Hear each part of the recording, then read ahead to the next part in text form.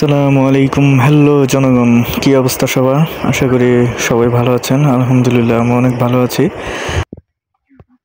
গত ভিডিওতে বলেছিলাম যে কাসত্ব দিয়ে পাকা আম ঝাল ঝাল করে ভর্তা বানিয়ে আর কি খাবো, তো তার জন্য আর কি আম পাড়তেছি।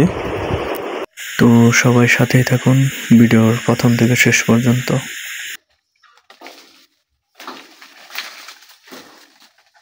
ওই উপরে উপরে ওই চারটা পর্দা আছে, চারটার মধ্যে না তো বরাবরই লাগে।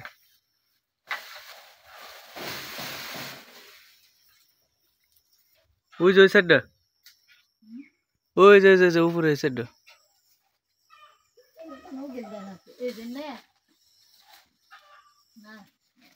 দেখি দেখুন তো একবারে কাঁচা। তো আমাদের মিনিমাম 10 থেকে 15টি পাকা আম সংগ্রহ করতে হবে গাছ থেকে ভর্তা বানানোর জন্য। উপরে ওটা দিতে হবে।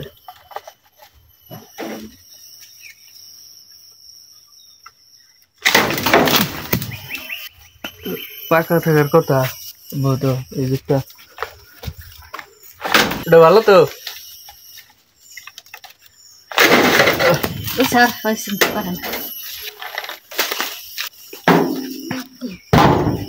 তো আমাদের গাছ থেকে আম সংগ্রহ করা শেষ, তো এখন আমরা আমগুলো কেটে নিব।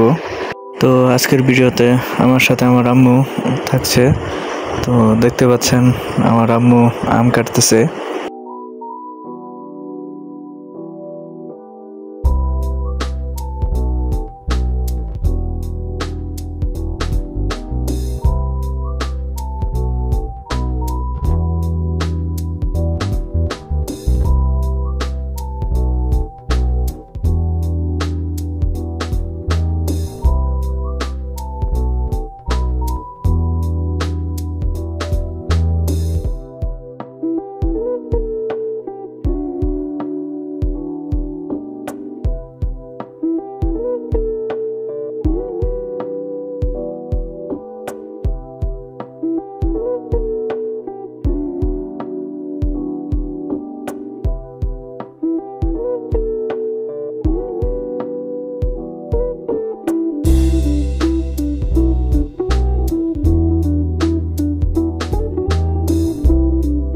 তো আম কাটা শেষ, তো এখন আমরা মরিচ কেটে লবণ দিয়ে একটু পিষে নেব।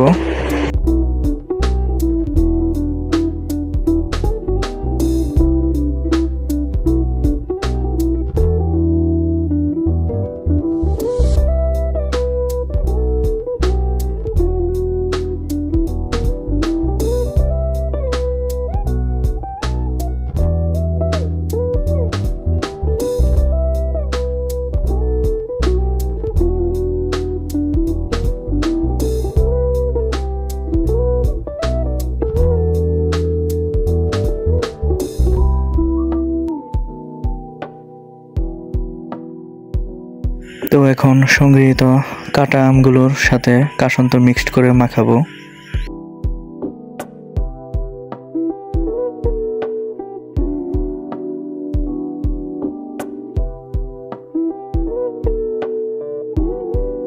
এতে করে আম ভর্তার স্বাদ দ্বিগুণ হয়ে যাবে। মাশাআল্লাহ, দেখতে দেখতে জিভে জল চলে আসলো, না জানি খেতে কত সুস্বাদু লাগবে। আলহামদুলিল্লাহ, তো দেখতে দেখতে সম্পূর্ণ হয়ে গেল কাসন্ত দিয়ে ঝাল ঝাল করে আম ভর্তা বানানো। তো আম ভর্তা বানানো শেষ। তো এই সুস্বাদু খাবার সামনে রেখে কি আর বসে থাকা যায়? তো খাওয়া শুরু করলাম।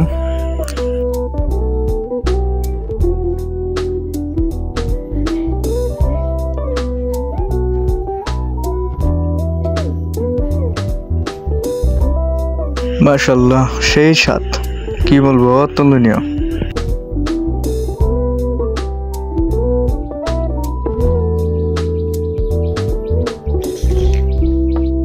সেই স্বাদ, এত স্বাদ কে?